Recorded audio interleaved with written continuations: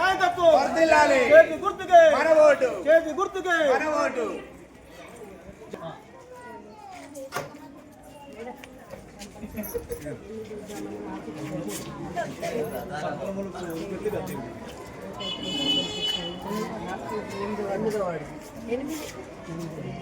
నన్ను నమ్మి 8వ వార్డులో నిలబడమని సీట్ ఇచ్చిన యశస్విని రెడ్డి మేడంకి, ఝాన్సీ రెడ్డి మేడంకి ధన్యవాదాలు. అలానే నన్ను సపోర్ట్ చేస్తున్న, నాకెప్పుడు వెనకాలే ఉండి నేనుంటా అని చెప్పే నా 8వ వార్డు ప్రజలకు కూడా ధన్యవాదాలు తెలియజేసుకుంటున్నాను. వాళ్ళందరూ నాతోనే ఉంటున్నారు, నాకు సపోర్టివ్గా ఉంటున్నారు. మేము వస్తాం మేడం, మీతో ఉంటాము అని చెప్తున్నారు.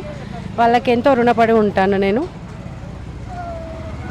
అలానే వాళ్ళకి ఇక్కడ కొన్ని సమస్యలు ఉన్నాయి, కొన్ని మంచి పథకాలు కూడా జరిగాయని వాళ్ళు చెప్తున్నారు. కాంగ్రెస్ ప్రభుత్వం వచ్చిన తర్వాత అంత ముందు సంవత్సరం ఇల్లు ఇస్తాము అనే దగ్గరే ఉంది. ఇప్పుడేమో ఇల్లు కాంగ్రెస్ ప్రభుత్వం వచ్చిన తర్వాత మొదటి విడతగా కొన్ని ఇళ్ళన్నీ శాంక్షన్ అయ్యాయి, పింఛన్లు ఇస్తామని చెప్పారు.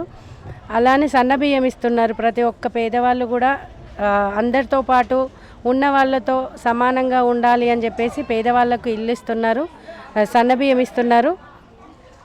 అదే చెప్తున్నారు, మేము ఎక్కడికి వెళ్ళినా కూడా కాంగ్రెస్ ప్రభుత్వంలో మాకు సన్నబియ్యం కానీ, ఫ్రీ బస్ కానీ, ఇల్లు కానీ, పింఛన్లు కానీ ఇప్పించారు మేడం.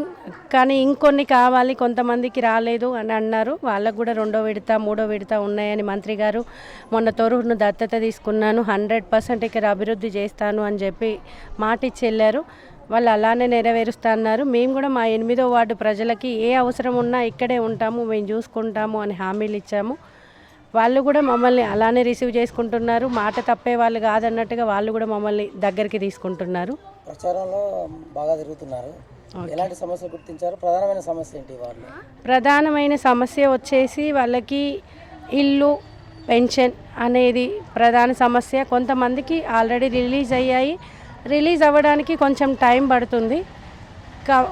వాళ్ళు అదే చెప్పాను నేను వాళ్ళకి, కంపల్సరీ అమ్మ మన ప్రభుత్వం వచ్చిన తర్వాత మన ఇళ్ళల్లో మనం మళ్ళీ ఉందాము, మళ్ళీ సంతోషంగా గడుపుదాము అని వాళ్ళకు ఒక మాట అయితే ఇస్తున్నాము.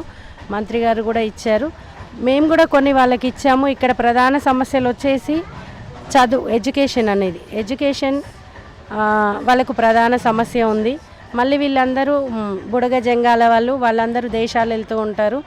వాళ్ళకి ఇంట్లో పిల్లల్ని, భార్యల్ని వదిలేసి వాళ్ళు ఎక్కడో వెళ్ళి ఉంటూ, ఎక్కడో చిన్న రూమ్స్లో ఉంటూ వీళ్ళను తీసుకెళ్లకుండా ఇక్కడే వదిలేసి వెళ్తారు. వాళ్ళ కోసం మేము సీసీ కెమెరాలు అనేవి ప్రొవైడ్ చేస్తాము అని వాళ్ళకి మాట ఇచ్చాము. అలానే మాది స్కూల్ ఎడ్యుకేషన్ ఫీల్డ్ స్కూల్ అండి.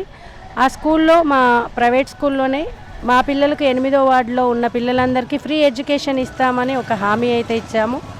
ఒకటి వాటర్ సమస్య అనేది గుర్తించాము, మినరల్ వాటర్ అనేది ప్లాంటే ప్రొవైడ్ చేస్తామని చెప్పాము వాళ్ళకి. అలాగే అంబులెన్స్ వాళ్ళు ఎక్కడో ఉంటున్నారు, వాళ్ళకి ఏదైనా ప్రాబ్లం వచ్చినా ఏమొచ్చినా సడన్గా తీసుకెళ్ళే యజమానులు అనేవాళ్ళు ఇక్కడ ఉండట్లేదు. సో వాళ్ళని మేమే ఒకటి ఇక్కడ వార్డు మొత్తానికి ఒక అంబులెన్స్ పెట్టి ఎప్పుడు కాల్ వచ్చినా అప్పుడు మేమే బాధ్యత తీసుకొని తీసుకెళ్తాము హాస్పిటల్ కానీ ఒక హామీ ఇచ్చాము. అలాగే చనిపోయిన వాళ్ళకు ఒక 2 ఫ్రిజర్ బాక్సులు కూడా ప్రొవైడ్ చేస్తామని వాళ్ళకి హామీ ఇచ్చాము అండి. అలానే మన మంత్రి గారైన మేడం వాళ్ళైనా యశస్విని రెడ్డి మేడం, ఝాన్సీ రెడ్డి మేడం కూడా మీ సమస్యలు ఏమున్నా నేను చూసుకుంటాను అని చెప్పేసి వాళ్ళు అన్నిటికీ హామీ ఇచ్చారు సార్.